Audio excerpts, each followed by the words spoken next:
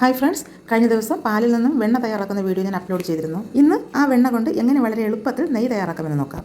നമുക്ക് ഒരു ചിലവുമില്ലാതെ നമ്മുടെ കുഞ്ഞുങ്ങൾക്കും നമ്മുടെ വീട്ടിലുള്ളവർക്കും ഒക്കെ നൽകാനായാലും നമുക്ക് കഴിക്കാനായാലും സ്വന്തമായി ശുദ്ധമായി നെയ്യ് തയ്യാറാക്കുന്നതല്ലേ ഏറ്റവും നല്ലത്. കഴിഞ്ഞ ദിവസം എനിക്ക് 2 പാത്രം നിറയെ വെണ്ണ കിട്ടിയിരുന്നു. അത് ഞാൻ ഫ്രീസറിൽ സൂക്ഷിച്ചിരിക്കുകയായിരുന്നു. അതിൽ നിന്ന് ഒരു പാത്രത്തിലെ വെണ്ണയാണ് ഞാൻ ഇന്ന് നെയ്യ് തയ്യാറാക്കുന്നതിന് വേണ്ടി എടുത്തിരിക്കുന്നത്.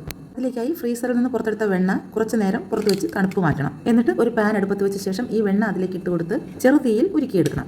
ഉരുക്കിയെടുക്കുക എന്ന് വെച്ചാൽ അത്ര വലിയ പണിയൊന്നുമില്ല. ഇടയ്ക്കിടയ്ക്ക് ഒന്ന് ഇളക്കി കൊടുത്താൽ മാത്രം മതി. അല്പസമയം കഴിയുമ്പോൾ ഈ വെണ്ണ ഉരുകി ഒരു ലിക്വിഡ് ഫോമിലാകാൻ തുടങ്ങും. വീണ്ടും ഇടയ്ക്കിടയ്ക്ക് ഇളക്കി കൊടുത്തുകൊണ്ടിരിക്കുക. കൂട്ടുകാരെ, മാർക്കറ്റിൽ ഇന്നത്തെ കാലത്തുള്ള നെയ്യുടെ വില നിങ്ങൾക്ക് അറിയാമല്ലോ. ഇത് ഇത്രയും വെണ്ണ കൊണ്ട് എത്രത്തോളം നെയ്യ് കിട്ടുമെന്ന് നിങ്ങൾക്ക് വീഡിയോയുടെ അവസാനം മനസ്സിലാവും. ഓക്കെ, വെണ്ണ നന്നായി ഉരുകി തുടങ്ങിയിട്ടുണ്ട്.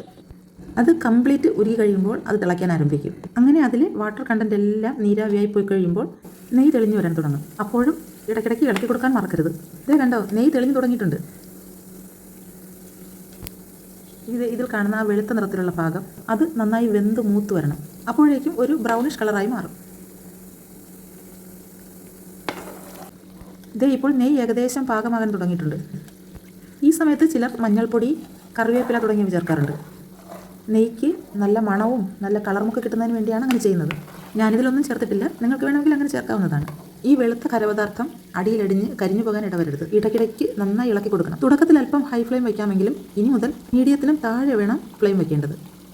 ഇത് കണ്ടോ, ഞാൻ കഴിഞ്ഞ പ്രാവശ്യം തയ്യാറാക്കിയ നെയ്യാണ്. ഞാൻ പ്രത്യേകിച്ച് മഞ്ഞൾപ്പൊടിയോ അങ്ങനെയുള്ള ഒന്നും ചേർത്തിട്ടില്ല. എങ്കിലും അത്യാവശ്യം കളറില്ലേ. ഇതിൽ നിന്ന് ഞാൻ കുറേ ഉപയോഗിച്ച് കഴിഞ്ഞു. ബാക്കിയുള്ളതാണിത്. നമ്മൾ പാല് വാങ്ങുന്നില്ലേ, അതിനുവേണ്ടി നമ്മൾ ചിലവാക്കുന്ന പൈസ നെയ്യിലൂടെ നമുക്ക് തിരിച്ചു കിട്ടും.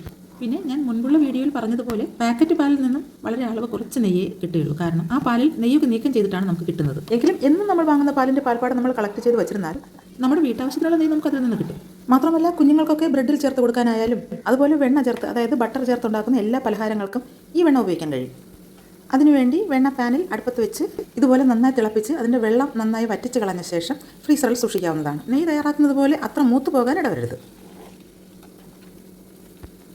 ഓക്കെ, ഇതേ ബ്രൗൺ നിറത്തിലേക്ക് വന്നു തുടങ്ങിയിട്ടുണ്ട്. നെയ്യ് പാകമാകാറായി. ഇനി നല്ല ശ്രദ്ധ വേണം.